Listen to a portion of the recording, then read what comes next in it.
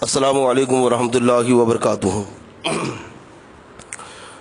نحمدہ نصلی ونسلم علی حبیبہ الکریم اما بعد، فاعوذ باللہ من الشیطان الرجیم، بسم اللہ الرحمن الرحیم۔ ان اللہ وملائکتہ یصلون علی النبی یا ایھا الذین آمنوا صلوا علیہ وسلموا تسلیما۔ اللہم صل علی سیدنا و شفیعنا حبیبنا نبینا مولانا محمد وآلہ وبارک وسلم، صلاۃ و سلام علیک یا رسول اللہ صلی اللہ تعالی علیہ وسلم۔ غوث اعظم بمن بے سر و ساما مدد، قبلہ دی مدد، کعبہ امام مدد۔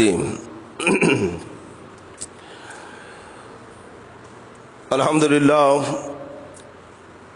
درس حدیث کا یہ سلسلہ رمضان شریف کے اس پربہار موقع پر جاری و ساری ہے۔ کل آپ نے کتاب الفتن مشکوٰۃ شریف کی کچھ حدیثیں سماعت کی۔ آج میں انشاءاللہ تبارک و تعالی الترغیب والترہیب سے روایتیں بیان کروں گا۔ الترغیب والترہیب، ترغیب کا معنی ہوتا ہے عبادتوں کی رغبت دلانا، نیکیوں کی رغبت پیدا کرنا، اور ترہیب کا معنی ہوتا ہے برائیوں سے روکنا۔ کتاب الحدود کی کچھ حدیثیں انشاءاللہ میں بیان کروں گا، امر بالمعروف نہی عن المنکر، اس عنوان کے تحت۔ جیسا کہ رب تبارک و تعالیٰ کلام مجید میں ارشاد فرماتا ہے، کنتم خیر امۃ اخرجت للناس تأمرون بالمعروف وتنہون عن المنکر وتؤمنون باللہ۔ رب تبارک و تعالیٰ فرماتا ہے کہ تم سب بہترین امت ہو، اس لیے کیونکہ تم لوگوں کو اچھائی کا حکم دیتے ہو اور برائی سے روکتے ہو۔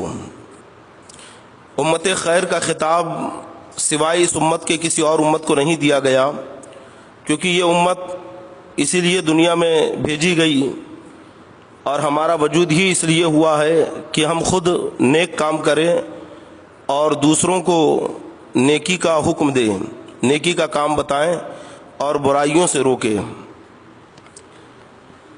برائیوں سے روکنے کے تعلق سے یہاں پہ مختلف اقوال ہیں، یا یوں سمجھ لیجئے کہ ایمان کے 3 درجے ہیں۔ حضرت سیدنا ابو سعید خدری رضی اللہ تعالیٰ عنہ سے روایت ہے، آپ فرماتے ہیں کہ میں نے اللہ کے رسول صلی اللہ تعالی علیہ وسلم کو ارشاد فرماتے ہوئے سنا، تم میں سے جو کوئی برائی کی بات دیکھے تو چاہیے کہ اسے ہاتھ سے تبدیل کر دے، یعنی اپنی طاقت اور قوت سے۔ اگر تم برائیوں کو ہاتھ سے روکنے کی طاقت رکھتے ہو تو آقا علیہ الصلوۃ والسلام فرماتے ہیں کہ اسے ہاتھ سے روکو، اور اگر ایسا نہ کر سکے، ایسا نہ تم سے ہو سکے کہ تم ہاتھ سے اسے روک پاؤ، تو آقا علیہ الصلوۃ والسلام فرماتے ہیں کہ زبان سے روکنے کی کوشش کرو، یعنی اس برائی کو زبان سے روکو۔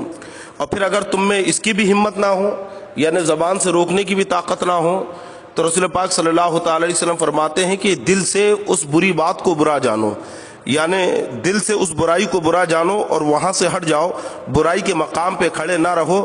وذالک اضعف الایمان، آقا علیہ الصلوۃ والسلام فرماتے ہیں، اور یہ ایمان کا کمزور ترین درجہ ہے۔ یعنی ایمان کے 3 درجے ہیں۔ پہلا درجہ تو یہ ہے کہ برائیوں کو ہاتھ سے روک دیا جائے۔ دوسرا درجہ ایمان کا جو اس سے کم ہے وہ یہ ہے کہ زبان سے برائیوں کو روک دیا جائے۔ اور تیسرا درجہ یہ ہے کہ اگر زبان اور ہاتھ سے روکنے کی طاقت نہ کی ہے تو دل میں اس برائی کو برا جان کر وہاں سے ہٹ جائے۔ اب اگر دل میں بھی برا نہیں جانتا ہے اور برائی میں مشغول ہوتا ہے، برائی دیکھ کر محظوظ ہوتا ہے، برائیاں دیکھ کر وہ لذت اور سکون حاصل کرتا ہے، تو سوچ لو کہ مسلمانوں ایسے شخص کا ایمان کس قدر کمزور ہو چکا ہے کہ جو ایمان کے ادنا درجے پر بھی فائز نہیں ہے۔ آقا علیہ الصلوۃ والسلام فرماتے ہیں کہ ایمان کا ادنا درجہ یہ ہے، اضعف درجہ یہ ہے کہ برائیوں کو برا جان کر، دل سے ان برائیوں کو برا سمجھ کر وہاں سے ہٹ جائے۔ یہاں پہ صوفیان اکرام فرماتے ہیں کہ پہلا جو درجہ ہے یعنی ہاتھ سے روکنے کا، یہ بادشاہ اسلام کا کام ہے۔ دوسرا درجہ جو ہے زبان سے روکنے کا، یہ علماء کا کام ہے کہ زبان سے برائیوں کو روکے، اور جو تیسرا درجہ ہے دل میں برا جاننے کا، وہ عوام کا کام ہے۔ کم سے کم ہمارے اندر اتنا تو ہونا چاہیے کہ ہم اگر کوئی برائی دیکھیں اور کوئی برا کام ہوتے ہوئے دیکھیں تو کم سے کم اسے ہاتھ سے روکنے کی کوشش کریں۔ حضرت سیدنا عبادہ ابن صامت رضی اللہ تعالیٰ عنہ سے روایت ہے، فرماتے ہیں کہ ہم نے رسول پاک صلی اللہ تعالیٰ علیہ وسلم کی بیعت کی سختی اور راحت اور خوشی اور مجبوری میں، غور سے حکم سننے اور اس پر عمل کرنے پر، اگرچہ ہم پر دوسروں کو ترجیح دی جائے۔ یعنی حضرت عبادہ بن صامت فرما رکھے ہیں کہ ہم نے جب رسول پاک صلی اللہ تعالی وسلم سے بیعت کی، اور بیعت کا معاملہ مختلف طور پہ الگ الگ ہے، جیسے بیعت رضوان میں آقا علیہ الصلوۃ والسلام نے صحابہ سے بیعت کی تھی، ایسے مختلف مقامات پر صحابہ کرام سے بیعت کی آقا علیہ السلام نے، یعنی صحابہ کی بیعت لی اور بیعت لے کے کہا کہ مجھ سے بیعت کرو اس بارے میں کہ تم اس برائی سے دور رہو گے، بیعت کرو اس بارے میں کہ تم اس برائی سے دور رہو گے۔ تو گویا آقا علیہ الصلوۃ والسلام نے صحابہ کی بیعت لی برائیوں سے دور رہنے میں۔ حضرت عبادہ بن صامت کہتے ہیں کہ اب اگرچہ ہم پر دوسروں کو ترجیح دے دی جائے، تب بھی ہم خواہشات نفسانی کے تحت آقا علیہ الصلوۃ والسلام کی بیعت سے نہیں پھریں گے۔ نیز اس بات پر بیعت کی ہے کہ ہم کسی معاملے میں حاکم سے جھگڑا نہیں کریں گے سوائے اس کے کہ آقا علیہ الصلوۃ والسلام نے حکم دیا کہ کسی حاکم سے جھگڑا نہیں کرو گے، اگرچہ تمہارے اوپر کوئی حبشی غلام حاکم مقرر کر دیا جائے، اگرچہ کوئی غریب آدمی تم پر مقرر کر دیا جائے، اگرچہ تم پر کوئی کمزور حاکم مقرر کر دیا جائے، تب بھی ہر مسلمان کی ذمہ داری ہے کہ اس کا حکم مانے۔ ہاں، اگر وہ حاکم کھلم کھلا کفر کرنے لگے اور اس کے اندر کفر کی باتیں نظر آئے تو پھر اس کی اطاعت نہیں کی جائے گی، پھر تمہارے پاس اللہ کی طرف سے قوی دلیل موجود ہے، ایسے معاملے میں ہرگز معاف نہیں کیا جائے گا اور کوئی اطاعت نہ ہوگی اور نہ کوئی بات سنی جائے گی۔ یعنی جب حاکم دین سے پھر جائے، اسلام سے پھر جائے، کفر کرنے لگے اور کفر کا حکم دینے لگے، تو یقیناً ایسا حاکم جو لوگوں کو برائیوں کی طرف مائل کرے، ایسا حاکم جو لوگوں کو گناہوں کی طرف مائل کرے، پھر اس سے بیعت نہیں کی جائے گی اور نہ کہ اس کی اطاعت کی جائے گی، نہ اس کی باتیں مانی جائے گی۔ بس یہی حدیث پاک سب سے بڑی دلیل ہے، اور آقا علیہ الصلوۃ والسلام نے فرمایا کہ تمہارے پاس اللہ کی طرف سے قوی دلیل ہے۔ اس لیے سیدنا امام حسین رضی اللہ تعالیٰ عنہ نے یزید کو حاکم نہیں مانا، یزید کو خلیفہ نہیں مانا، کیونکہ وہ سدھا برائیوں کے اندر ملبس تھا، کیونکہ یزید زانی تھا، شرابی تھا، بے حیا تھا، اور سینکڑوں برائیاں اس کے اندر موجود تھی، اعلانیہ نماز چھوڑتا تھا۔ اس کے زمانے میں نہ جانے کتنی برائیوں نے جنم لیا ہے، لوگ کھلم کھلا گناہوں کی طرف مائل ہونے لگے تھے۔ تو جو حاکم خود فاسق و فاجر ہو جائے، جو حاکم شریعت کا مذاق بنانے لگے، جو حاکم شریعت کے قانون کی دھجیاں اڑانے لگے، پھر وہ حاکم نہیں رہتا ہے۔ اس لیے امام علی مقام سیدنا امام حسین رضی اللہ تعالیٰ عنہ نے اپنی قربانی پیش کر دی، اپنے خاندان کو لٹا دیا، لیکن آپ نے یزید کی بیعت قبول نہیں کی، کیونکہ یزید حاکم کہلانے کے لائق نہیں تھا اور نہ ہی وہ خلافت کا حقدار تھا۔ اور اس بات پر بیعت کی ہے کہ ہم جہاں کہیں بھی ہوں گے حق بات ہی کہیں گے۔ یعنی حضرت عبادہ بن صامت کہتے ہیں کہ ہم جماعت صحابہ نے اس بات پر سرکار دو عالم صلی اللہ تعالی وسلم سے بیعت کی ہے کہ ہم جہاں کہیں بھی رہیں گے حق بات کہیں گے، اور کسی سے بھی حق بات کہنے میں ہم نہ خوف کریں گے اور نہ کہ ڈریں گے، اور اللہ کی راہ میں کسی ملامت کرنے والی کی ملامت کا کوئی خوف نہیں رکھیں گے۔ یہ قوی تر ایمان ہے کہ جب بندہ اللہ کا خوف اپنے دل میں بسا لیتا ہے اور جب اس کے دل میں آقا علیہ الصلوۃ والسلام کی سچی محبت گامزن ہو جاتی ہے، تو پھر وہ کسی ملامت کرنے والے کی ملامت سے نہیں ڈرتا ہے، جبکہ اسے حق بات پر ملامت کی جائے۔ لیکن آج کا دور پرفتن دیکھیے، نوجوان صرف شریعت پر عمل کرنے سے اس لیے گھبراتے اور ڈرتے ہیں کہ دنیا کیا کہے گی، دنیا ہمارا مذاق بنائے گی، اگر سر پہ ٹوپی رکھیں گے تو دنیا ہمارا مذاق بنائے گی، اسلامی ماحول میں زندگی گزاریں گے تو دنیا ہمیں ملامت کرے گی، ہنسے گی۔ صحابہ کرام کہتے ہیں کہ ہم نے اللہ کی راہ میں کسی کی ملامت کی پرواہ نہیں کی ہے، لوگوں نے نہ جانے ہمیں کیا کیا نہیں کہا، لیکن جب ہم نے ایک مرتبہ آقا علیہ الصلوۃ والسلام سے بیعت کر لی تو پھر ہم اس بیعت سے کبھی واپس نہیں پھرے، ہم نے کبھی اس بیعت سے منہ نہیں موڑا، اور نہ کہ کبھی ہم نے پھر لوگوں کی پرواہ کی ہے کہ وہ ہمیں کیا کہتے ہیں اور کیا نہیں کہتے ہیں۔ ایک صحابی سفر کر رکھے ہیں، ان کا خادم اور غلام ان کے ساتھ میں ہے، دوران سفر कुछ अजमी हजरात भी उनसे मिल गए। जब पता चला कि इस काफिले में साहबी रसूल है तो सारे काफिले वाले एक जगह जमा हो गए और कहा कि हुजूर हम आपकी रकाबत में सफर करना चाहते हैं। यह सफर शुरू हो गया। एक मकाम पर जब पड़ाव किया गया, खाने का वक्त हुआ, दस्तरखान बिछाया गया, तमाम काफिले वाले वहां पे बैठ गए, जिनमें अरबी भी है, अजमी भी है। और जब खाना शुरू हुआ तो साहबी रसूल खाना तनावुल कर रखे हैं सुन्नत मुस्तफ़ा के मुताबिक। उनके हाथ से लुकमा छूटकर दस्तरखान पे गिर गया। जब वो उठाकर खाने लगे तो जितने अजमी लोग थे वो हैरत से देखने लगे कि ये नीचे गिरा हुआ, यानी दस्तरखान पे गिरा हुआ लुकमा उठाकर खा रखे हैं। खादिम आपके कान में कहते हैं कि हुजूर ये लुकमा ना खाएं। कहा क्यों ना खाऊं? कहा इसलिए क्योंकि अजमी लोग इसे मायूब समझते हैं, अजम के लोग बुरा समझते हैं कि नीचे का लुकमा उठाकर खाया जाए। वो साहबी रसूल जलाल में आ गए और अपने खादिम से कहते हैं कि क्या मैं इन लोगों की वजह से अपने आका अलैहिस्सलातु वस्सलाम की प्यारी सुन्नत को छोड़ दूं? इन लोगों की वजह से क्या मैं रसूल पाक सल्लल्लाहु अलैहि वसल्लम का तरीका छोड़ दूं? अरे सारी दुनिया एक तरफ, तरीका मुस्तफ़ा एक तरफ, सारी दुनिया एक तरफ, इश्क़ मुस्तफ़ा एक तरफ। सहाबा किराम के ईमान ने बता दिया कि अल्लाह और उसके नबी की मोहब्बत पर किसी की मोहब्बत गालिब नहीं आ सकती है, और अल्लाह उसके नबी के हुक्म की तामील में किसी मलामत करने वाली की मलावत की परवाह नहीं की जाएगी। यकीनन सहाबा किराम ने जहां अपनी ज़बानों से इश्क़ मुस्तफ़ा का इजहार किया है, वहीं पे अमली तौर पे भी सहाबा किराम इश्क़ मुस्तफ़ा का इजहार करते हुए नजर आ रखे हैं। एक बुजुर्ग हैं जिन्होंने जिंदगी में बस वही फल खाए हैं कि जो फल आका अलैहिस्सलातु वस्सलाम ने तनावुल किया है। उन्होंने कभी तरबूज नहीं खाया। किसी ने पूछा कि आप तरबूज क्यों नहीं खाते हैं, जबकि आका अलैहिस्सलातु वस्सलाम को तरबूज भी पसंद था।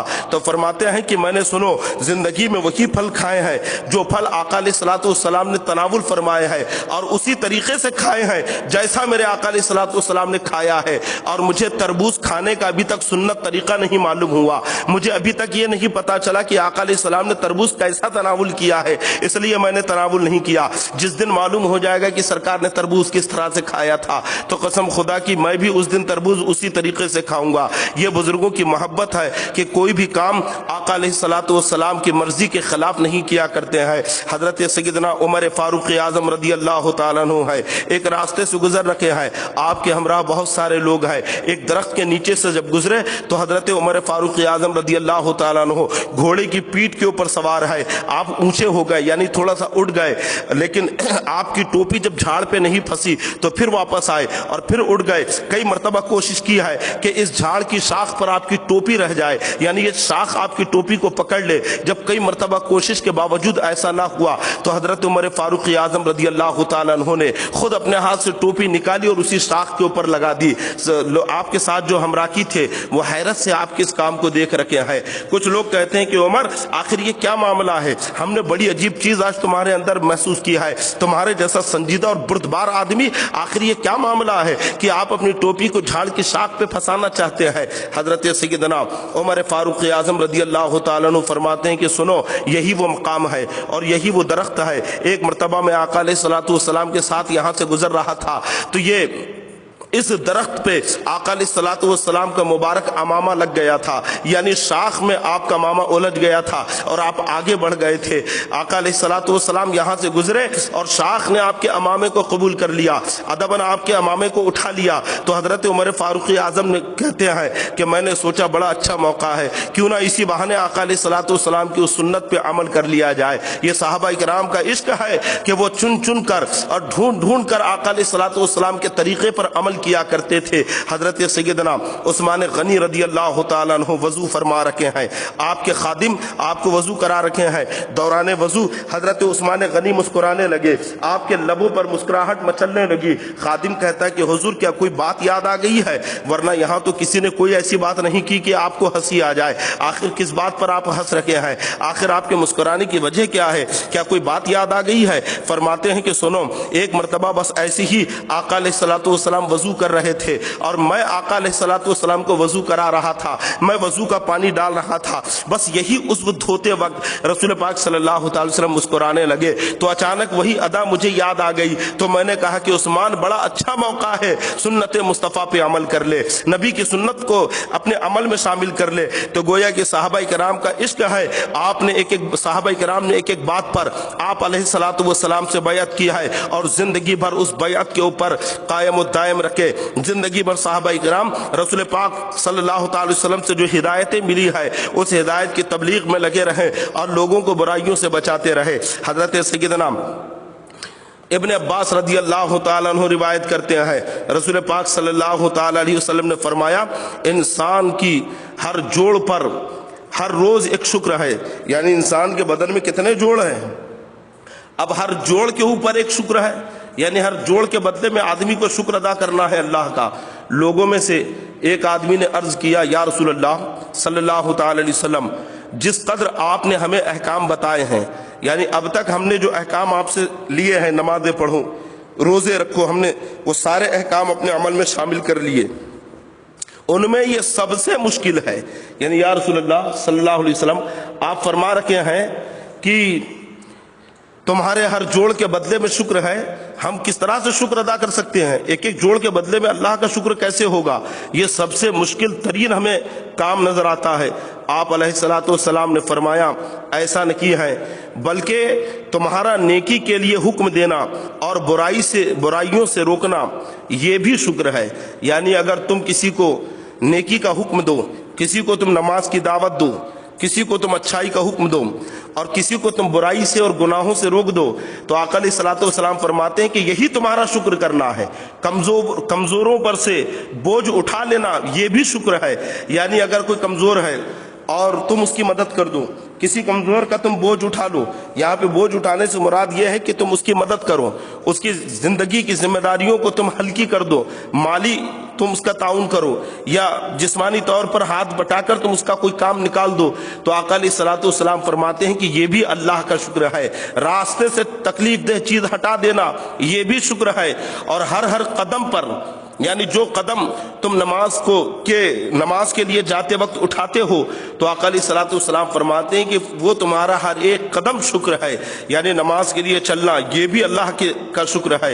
एक एक नेक काम जो तुम करते हो या किसी को नेक काम करने की दावत देते हो, तो गोया ये सारे काम तुम्हारे लिए यकीनन शुक्र है और तुम्हें शाकिरों का सवाब अता किया जाता है। हजरत सैयदना अबू ज़र गफ़ारी रदी अल्लाह तआला अन्हु से रिवायत है, आप फरमाते हैं कि कुछ लोगों ने अर्ज किया, या रसूल अल्लाह सल्लल्लाहु तआला अलैहि वसल्लम, ज़हबा अहलुद्दुसूरी बिल उजूरी, मालदार लोग तो अजर सवाब में हमसे आगे बढ़ गए। यानी कुछ गरीब साहबा होंगे, बारगाह रिसालत में हाजिर हुए, उन्होंने हजरत अब्दुर्रहमान इब्न औफ रदी अल्लाह तआला अन्हु का माल लुटाना भी देखा है, हजरत उमर फारूक आज़म का अपना घर का आधा माल लुटाना और हजरत सैयदना अबू बकर सिद्दीक रदी अल्लाह तआला अन्हु का पूरा माल लुटाना भी देखा है। हजरत सैयदना उस्मान गनी का भी लोगों ने सदका करना और ईसार करना देखा है। तो साहबा किराम कहने लगे कि या रसूलुल्लाह सल्लल्लाहु अलैहि वसल्लम, मालदार लोग तो अजर सवाब में हमसे आगे बढ़ गए, वो नमाजें पढ़ते हैं जैसे हम पढ़ते हैं, यानी जो मालदार हैं वो नमाज भी पढ़ते हैं, नमाज हम भी पढ़ते हैं, वो रोज़े रखते हैं जैसे हम रोज़े रखते हैं, यानी दिगर इबादत तो वो भी करते हैं और हम भी करते हैं, और वो अपने ज़रूरत से ज़ायद माल सदका करते हैं। या रसूलल्लाह, उनके पास दौलत है, माल है, तो वो सदका करते हैं। अब हमारे पास माल नहीं है तो गोया उनका सवाब हमसे ज़्यादा हो गया, क्योंकि हमारे पास माल होता तो हमें भी सदक़े का सवाब मिलता, हमारे पास माल होता तो हमें भी सखावत का सवाब मिलता, लेकिन अब हमारे पास माल नहीं है तो गोया मालदार सदक़े की वजह से हम पर सबक़त ले गए, अल्लाह की राह में माल लुटाने की वजह से हम पर सबक़त ले गए, और हम गुर्बत की वजह से ये काम ना कर सके। तो हुजूर अक़दस सल्लल्लाहु तआला अलैहि वसल्लम ने फरमाया, क्या अल्लाह ने तुम्हारी खातिर वो चीज़ें नहीं बनाई जिनका तुम सदका कर सकते हो? सहाबा किराम हैरत से ये बात सुनने लगे, अर्ज करते या रसूलल्लाह, वो कौन सी चीज़ है कि जिसको करने से सदक़े का सवाब मिले? यानी वो कौन सा ऐसा काम है जो अल्लाह ने हमारी खातिर बनाया और हम अगर वो काम करें तो हमें सदक़े का सवाब मिलेगा? तो रसूल पाक सल्लल्लाहु अलैहि वसल्लम फरमाते हैं कि यकीन रखो कि हर तस्बीह यानी सुबहान अल्लाह कहना ये सदका है, تم سبحان اللہ کہتے رہو، تمہیں مالداروں کے صدقے کا ثواب ملے گا۔ مالدار جو ثواب مال صدقہ کر کے کماتا ہے وہ ثواب تمہیں سبحان اللہ کہنے میں ملے گا۔ ہر تحلیل صدقہ ہے، یعنی لا الہ الا اللہ، لا الہ الا اللہ کہتے رہو، تمہیں صدقے کا ثواب ملتا رہے گا۔ اور آقا علیہ الصلوۃ والسلام فرماتے ہیں وَأَمْرٌ بِالْمَعْرُوفِ صَدْقَةٌ وَنَهْيٌ عَنْ مُنْكَرٍ صَدْقَةٌ، نیکی کا حکم کرتے رہو، لوگوں کو نیکی کی دعوت دیتے رہو، یہ تمہارے لیے صدقہ ہے، اور لوگوں کو برائیوں سے روکتے رہو، لوگوں کو برے کام سے باز رکھتے رہو۔ آقا علیہ السلام فرماتی کہ یہ صدقہ ہے، یعنی قربان جائیے۔ اس لیے تو اعلیٰ حضرت فرماتے ہیں وہ تو نہایت سستا سودا بیچ رکھے ہیں جنت کا، ہم مفلس کیا مول چکائیں، اپنا ہاتھ ہی خالی ہے۔ اللہ اور اس کے نبی کی رحمتیں بلا کر تقسیم کر رکھی ہے کہ تسبیح میں تمہارے لیے صدقے کا ثواب رکھا گیا ہے، تحلیل میں تمہارے لیے صدقے کا ثواب رکھا گیا ہے، اللہ کے ذکر میں تمہارے لیے صدقہ کا ثواب رکھا گیا ہے، نیکی کا حکم دینے میں تمہارے لیے صدقے کا ثواب رکھا گیا ہے، برائیوں سے روکنے میں تمہارے لیے صدقے کا ثواب رکھا گیا ہے۔ مسلمانوں یقیناً تم خود برائیوں سے دور رہو اور اپنے احباب کو، اپنے دوستوں کو، اپنے گھر والوں کو برائیوں سے روکو، تمہیں صدقے کا ثواب ملتا رہے گا۔ اور امر بالمعروف اور نہی عن المنکر کی شروعات تم اپنے گھروں سے کرو۔ ہر آدمی سوچتا ہے کہ ماحول سدھرنا چاہیے، ہر آدمی یہ گمان کرتا ہے کہ ماحول سازگار ہونا چاہیے، لیکن وہ یہ سوچتا ہے کہ ابتدا بازو والے گھر سے ہو، شروعات میرے پڑوسی سے ہو۔ ایسا نہیں ہے، اگر ماحول کو سدھارنا ہے تو سب سے پہلے آپ کو سدھرنا ہوگا اور اپنی اولاد کو راہ راست پر لانا ہوگا۔ یہاں پہ ایک بہت اہم نقطہ ہے، رب تبارک و تعالیٰ نے کلام مجید میں مطلق ارشاد فرمایا کنتم خیر امتن، تم بہترین امت ہو، یعنی مخاطب امت ہے اور تمام امت کو کہا جا رہا ہے۔ یہاں پہ رب تبارک و تعالیٰ نے صرف علماء کو حکم نہیں دیا کہ کنتم خیر العلماء، یہ نہیں کہا۔ یہاں پہ رب تبارک و تعالیٰ نے صرف دین کا علم رکھنے والے اور دین کے جو ذمہ دار ہیں صرف ان کا ذکر نہیں کیا۔ آدمی یہی سوچتا ہے کہ بھائی نیکی کا کام دینا یہ تو مسجد کے امام صاحب کا کام ہے، اچھائی کا حکم دینا اور برائیوں سے روکنا یہ تو ہمارے شہر کے مفتی کا کام ہے، یہ تو ہمارے محلے کے عالم صاحب کا کام ہے، یہ تو جو بڑے علماء ہیں، مفتیان اکرام ہیں، مشائخ ہیں، ان کا کام ہے، ہمارا کام تھوڑی ہے۔ آپ کلام مجید کی آیت کریمہ پر غور کریے، رب نے فرمایا کنتم خیر امتن، امت میں تو سبھی شامل ہیں، تو گویا جتنے بھی افراد امت میں اور امت میں سب ہیں، ہر مسلمان امت میں داخل ہے، اور الحمدللہ ہم امت اجابت ہے، رسول پاک صلی اللہ علیہ وسلم کے غلام ہیں، تو رب کے اس فرمان میں ہر مسلمان شامل ہے۔ تو یہ آیت کریمہ بتا رہی ہے کہ ہر مسلمان اپنے مقام پر، اپنی جگہ پر مبلغ ہے۔ ہر مسلمان اس اعتبار سے مبلغ ہے کہ وہ اپنے آپ کو تبلیغ کرے، اپنے آپ کو وہ دین سے قریب کرے اور برائیوں سے روکے۔ ہر مسلمان اس اعتبار سے مبلغ ہے کہ جو عام مسلمان ہے وہ اپنی اولاد کو، اپنی بیوی بچوں کو، اپنے گھر والوں کو، اپنے بھائی بہنوں کو، اپنے دوست احباب اور رشتہ داروں کو، کہ جو اس کا حکم مانتے ہیں، جس پر اس کا اثر و رسوخ ہے، اسے برائیوں سے روکنے کی کوشش کریں۔ مسجد کے امام کی ذمہ داری پورے محلے کے اوپر ہے کہ پورے محلے کو وہ نیکی کا حکم دے اور برائیوں سے روکے۔ شہر کے بڑے عالم کی ذمہ داری پورے شہر کی ہے کہ پورے شہر کو وہ دین کی دعوت دیتا رہے۔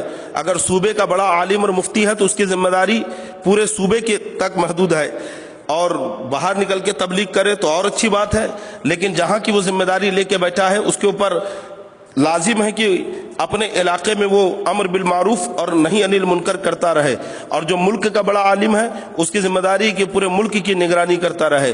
تو گویا ہر مسلمان اپنے اپنے اعتبار سے مبلغ ہے، دین کی خدمت کرنے والا ہے۔ اس لیے تو رسول پاک صلی اللہ تعالی وسلم نے ارشاد فرمایا نضر اللہ عبدا سمع مقالتی فحفظها ووعاها وادها۔ آقا علیہ الصلوۃ والسلام فرماتے ہیں کہ رب تبارک و تعالیٰ اسے سر سبز و شاداب رکھے گا جس نے میری باتوں کو سنا، ان باتوں کی حفاظت کی اور اسے دوسروں تک پہنچایا۔ اس فرمان عالی کے مطابق ہر مسلمان مبلغ ہے، دین کا خادم ہے، اسے چاہیے کہ وہ دین کی جو باتیں ہیں وہ دوسروں تک پہنچاتا رہے اور خود بھی دین کے اوپر وہ عمل کرتا رہے۔ حضرت سیدنا نعمان ابن بشیر رضی اللہ تعالیٰ عنہ سے روایت موجود ہے، نبی اکرم صلی اللہ تعالیٰ علیہ وسلم نے فرمایا، اللہ کی حدوں پر قائم رہنے والے اور انہیں توڑنے والے، یعنی اللہ نے جو حد قائم کی ہے، اللہ نے جو بندوں کو حکم دیا ہے، تو ان حکموں پر عمل کرنے والے اور ان حکموں کو توڑنے والے، یعنی اللہ کی حدوں کو قائم رکھنے والے اور اللہ کی حدوں کو توڑنے والے، تو ان کی مثال اس قوم کی طرح ہے۔ دیکھو بڑی پیاری مثال دے کر آقا علیہ الصلوۃ والسلام نے بڑی پیاری تشبیہ دے کر لوگوں کو سمجھایا ہے کہ اس قوم کی مثال جو اللہ کا حکم مانتے ہیں اور جو حکم نہیں مانتے ہیں، ان کی مثال اس قوم کی طرح ہے کہ جنہوں نے کشتی پر سوار ہونے کے لیے قرعہ ڈالا، یعنی وہ کشتی پر سوار ہوئے، اور کشتی ایسی ہے کہ جو ڈبل منزلہ ہے، یعنی نیچے ایک درجہ ہے اور اوپر ایک درجہ ہے۔ اب انہوں نے آپس میں قرعہ اندازی کی کہ نیچے کے درجے میں کون رہے گا اور اوپر کے درجے میں کون رہے گا، اور جب قرعہ اندازی ہو گئی تو لوگ تقسیم ہو گئے، جن کا نیچے کے درجے میں آیا وہ نیچے چلے گئے اور جو اوپر کے درجے میں تھے وہ اوپر چلے گئے۔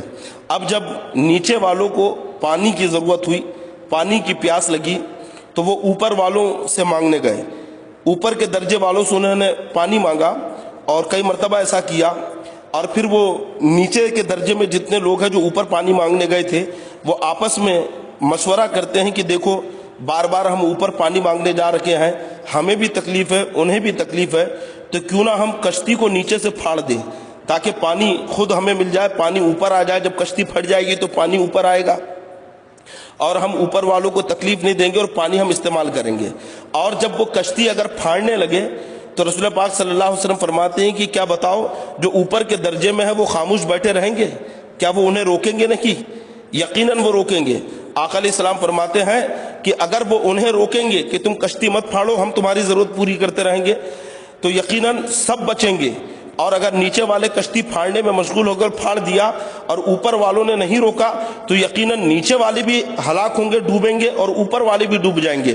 تو آقا علیہ الصلوۃ والسلام فرماتے ہیں کہ بس یہی مثال ان لوگوں کی ہے جو اللہ کا حکم مانتے ہیں اور جو نہیں مانتے ہیں۔ جو اللہ کا حکم نہیں مانتا ہے، جو اللہ کی نافرمانی کرتا ہے، جو شریعت کی خلاف ورزی کرتا ہے، جو شریعت مصطفیٰ صلی اللہ تعالی وسلم سے دور ہے، ناجائز اور حرام کاموں میں مبتلا ہے، اور اگر نیک لوگ انہیں برائیوں سے نہیں روکیں گے، نیک لوگ اگر انہیں برے کاموں سے باز نہیں رکھیں گے، تو جان لو کہ پھر جب عذاب آئے گا تو جہاں برے ختم ہوں گے وہاں نیکوکار بھی ختم ہو جائیں گے۔ جب برے لوگ عذاب کی چپیٹ میں آئیں گے تو وہاں نیک لوگ بھی عذاب کی چپیٹ میں آ جائیں گے۔ اس لیے حکم دیا گیا کہ تم برائیوں کو روکو اور بروں کو تبلیغ کرو، دین کی دعوت دو، اور انہیں اچھے کام کی طرف مائل کرو، اور انہیں امر بالمعروف اور نہی عن المنکر کرتے رہو۔ اس لیے کیونکہ جب بروں پر عذاب آئے گا تو اس کا کچھ نہ کچھ اثر نیکوں کے اوپر بھی آ جائے گا، جیسا کہ قبیلہ ایلا والے جنہیں روکا گیا کہ سنیچر کے دن تم شکار نہ کرو، لیکن وہ باز نہیں آئے اور انہوں نے سنیچر کے دن شکار کرنا شروع کیا بڑے ہیلے سے، یعنی جمعے کے دن رات میں جال ڈالتے اور اتوار کے دن جال نکال دیا کرتے تھے۔ اور جب انہیں روکا گیا کہ بھائی سنیچر کے دن شکار کرنے سے منع کیا گیا تو کہتے ہیں کہ ہم نے سنیچر کو شکار کہاں کیا، ہم نے ہفتے کے دن شکار کیا ہی نہیں، بلکہ جمعے کے دن جال ڈالا اور اتوار کو نکالا۔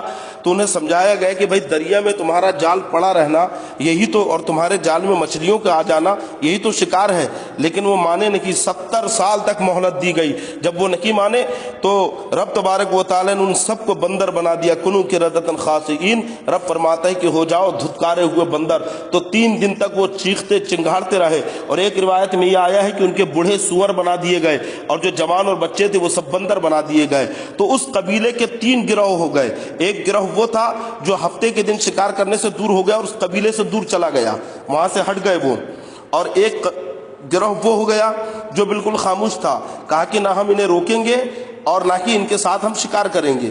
اور جو تیسرا قبیلہ تھا وہ شکار کرنے والوں کا تھا. تو جو روکنے والے تھے اور جو ان سے بالکل الگ ہو گئے اور جنہوں نے کہا کہ بھئی تم شکار مت کرو یہ غلط ہے، جب وہ نہیں مانے تو ان سے الگ ہو گئے تو یقیناً وہ عذاب سے بچ گئے. لیکن وہ جو خاموش رہے، جنہوں نے نہ انہیں روکا اور نہ ان کے ساتھ شکار میں شریک ہوئے، تو جب عذاب آیا تو اس عذاب کے اندر وہ لوگ بھی گرفتار ہو گئے، عذاب کے اندر وہ لوگ بھی شامل ہو گئے. تو پتہ چلا کہ کسی کی برائی پر خاموش رہنا گویا اس کی برائی پر مدد کرنا ہے. کسی کو برائی پر طاقت رہتے ہوئے اسے نہ روکنا تو گویا اسے برائی میں شے دینا ہے. اس لیے حکم آیا ہے کہ تم نیکیوں کا حکم دیتے رہو. امر بالمعروف یہ یقیناً بہت بڑی چیز ہے، اور نیکی کا حکم دینے والا خود اپنے آپ کو عذاب الہی سے محفوظ کرتا ہے، کیونکہ جب بروں کو وہ دعوت دے گا تو ایک حجت قائم ہو جائے گی. جب قیامت میں گرفت اور پکڑ ہوگی تو وہ صاف کہہ دے گا کہ مولا ہم نے انہیں حق بتایا تھا، ہم نے دین کی دعوت انہیں دی تھی، تبلیغ انہیں کی تھی، لیکن یہی نکمے نکلے اور انہوں نے ہماری باتوں کو قبول نہیں کیا. اس لیے مسلمانوں، خدا کے لیے ہر ایک مسلمان کی ذمہ داری ہے کہ برائیوں سے اپنے آپ کو دور رکھے، اپنی اولاد کو روکتے رہے. آج تو ماں باپ ذرا سی بات کے اوپر اپنا عذر پیش کرتے ہیں کہ کیا کرے، لڑکا مانتا نہیں ہے. 2 بجے رات تک لڑکا موبائل میں لگا ہوا ہے، کیرم کھیل رہا ہے اور نہ جانے لغویات میں مبتلا ہے، کتنے برے کاموں کے اندر، سدا برائیوں کے اندر وہ گرفتار ہے، شراب پی رہا ہے، جوا کھیل رہا ہے، لیکن ماں باپ خاموش ہے. ہاں 2-4 مرتبہ باپ نے ڈانٹ دیا کہ زمانہ دیکھے کہ ہمیں ڈانٹ رہا ہوں، لیکن سنو یہ تبلیغ نہیں ہے، بلکہ باپ کی ذمہ داری ہے کہ سختی سے اپنی اولاد کو برائیوں سے روکے، سختی سے اپنی اولاد کو اور اپنے چھوٹے بھائی بہنوں کو جس کے اوپر اس کا بس چلتا ہے اسے برائیوں سے دور رکھے. ورنہ یاد رکھو کہ جب ان کی گرفت ہوگی تو نہ روکنے والے ان کی بھی گرفت ہوگی، کیونکہ قیامت میں پوچھا جائے گا کہ تم نے طاقت رہتے ہوئے اپنے پڑوسیوں کو برائیوں سے کیوں نہیں روکا، طاقت کے باوجود تم نے اپنی اولاد کو برائیوں سے کیوں نہیں روکا، طاقت کے باوجود تم نے جن پر تمہارا اثر و رسوخ تھا انہیں برائیوں سے کیوں نہیں روکا. اس لیے مسلمانوں خود بھی برائیوں سے دور رہو، اپنی اولاد کو برائیوں سے دور رکھو. یہ بڑا عظیم تمغہ ہے جو اس امت کے سر پہ رکھا گیا. کنتم خیر امت اخرجت للناس تأمرون بالمعروف وتنہون عن المنکر. تم بہترین امت ہو کیونکہ تم لوگوں کو اچھائی کا حکم دیتے ہو اور برائیوں سے روکتے ہو. رب تبارک و تعالیٰ اس بیان کو اپنی بارگاہ میں قبول فرمائے، ہم تمام کو گناہوں سے دور رہنے اور نیکیوں کی توفیق عطا فرمائے. السلام علیکم ورحمۃ اللہ وبرکاتہ.